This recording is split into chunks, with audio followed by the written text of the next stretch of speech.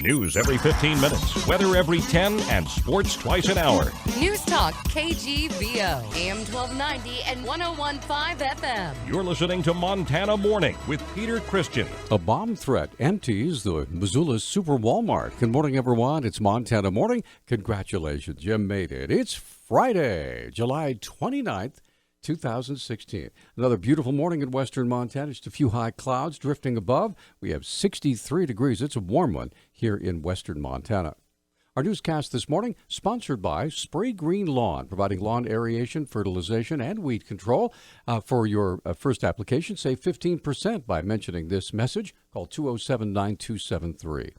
On Wednesday, officers responded to a bomb threat at the Walmart, the Super Walmart on Mullen Road. Shoppers reported being escorted out of the store and say they were told the store had an electrical fire. According to Police Public Information Officer Travis Welsh, though, the store was actually in the midst of responding to a bomb threat.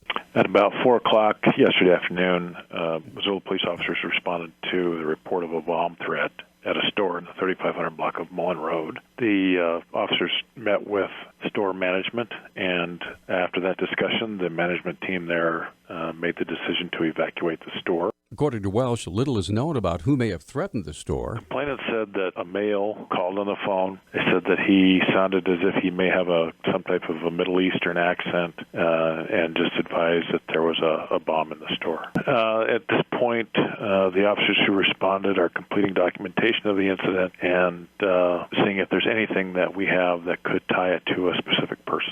Walmart was open to customers just an hour after the incident. The call still under investigation and may have been a prank. Authorities say a 74-year-old Trout Creek man died after crashing his ATV on a Forest Service road near Taft. The Missoulian reports Glenn Smith was riding with two Knoxon men and his son, also from Trout Creek, when he crashed a couple of miles north of I-90 on Wednesday.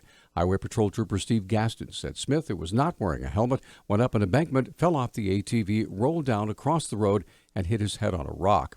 Smith was taken to a hospital in Superior before being airlifted to Missoula, where he died on Thursday.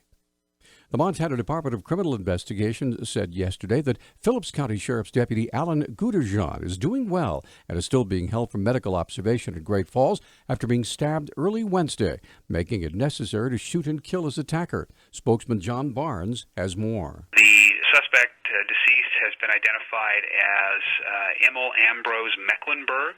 He's about age 20 and he's from Malta.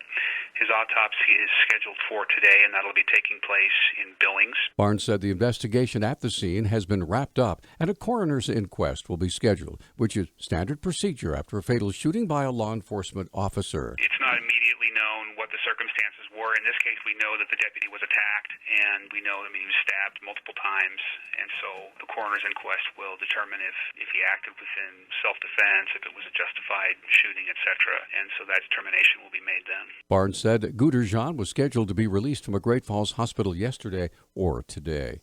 Lake County officials have released the name of a 51-year-old man who possibly drowned in Flathead Lake after falling off a paddleboard. Sheriff Don Bell said Ty Canara of St. Regis died Tuesday. His body was sent to the state crime lab to determine his cause of death. Bell told Jeff Smith at Kerr AM that a passerby on a boat heard Canara's family members screaming for help because he had fallen off the board in a bay north of Polson and did not resurface. A person on the boat dove in and brought Canara to shore and started CPR before medical responders arrived. Efforts to revive him were unsuccessful. Officials say Canara was not wearing a life vest. A national political discussion about how to deal with Syrian refugees has led to local duress after a business in Corvallis began receiving threats in early July. According to Ravalli County Sheriff Chris Hoffman, deputies are investigating threats against J&J Excavating and its owner, John King. Mr. King advised us that someone had been writing letters and emails threatening to burn their business and their homes. Deputies did respond out there and took a report at that time that basically detailed that J&J Excavating was supposedly rumored to be building homes for Syrian refugees. Investigators began to track an internet rumor that began from a post by a U of M student. According to Hoffman, the original social media post began, quote, in the most innocent way, unquote, and that photos of J&J Excavating construction site don't even feature refugee housing. Mr. King is building residential condominiums but it was not for Syrian refugees. This, in our opinion, became just a huge cyber game, whisper down the lane. And we have worked with the Kings for quite a while, trying to get that information out on social media that those rumors were not true. Hoffman says the new complaints of threats against J&J Excavation were filed with his office just yesterday. 2 males sleeping in a public park were taken into custody after officers found them to be in possession of stolen property.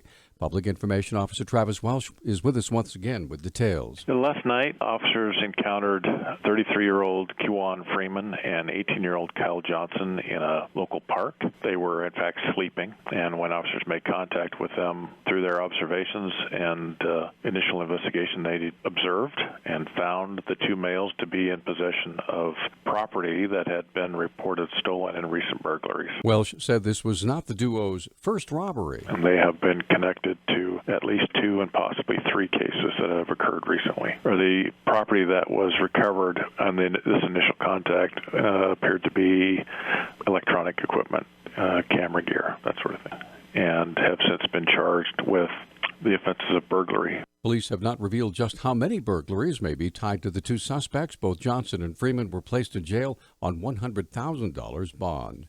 The Standing Rock Sioux Tribe is suing federal regulators for approving permits for the Dakota Access Pipeline that'll move oil from North Dakota to Illinois. Tribal officials filed a lawsuit Wednesday against the U.S. Army Corps of Engineers, which issued permits for the project Tuesday. The Standing Rock Tribe opposes the $3.8 billion pipeline planned by Dallas-based Energy Transfer Partners because it fears spill could contaminate drinking water on the reservation that straddles the North Dakota and South Dakota border. The tribe also alleges in court papers that the project threatens sacred sites and is in violation of the National Historic Preservation Act and other laws. The Corps of Engineers did not immediately return calls from the Associated Press on Thursday. Our news talk time now is 6:12. Newstalk, KGVO. Missoula's official weather station. Ample sunshine today and Saturday with our high temperatures topping out in the mid-90s. A cold front will pass through this weekend, knocking our temperatures back into the 80s Sunday with the sunshine sticking around. I'm meteorologist Brooke Foster for KECI 13.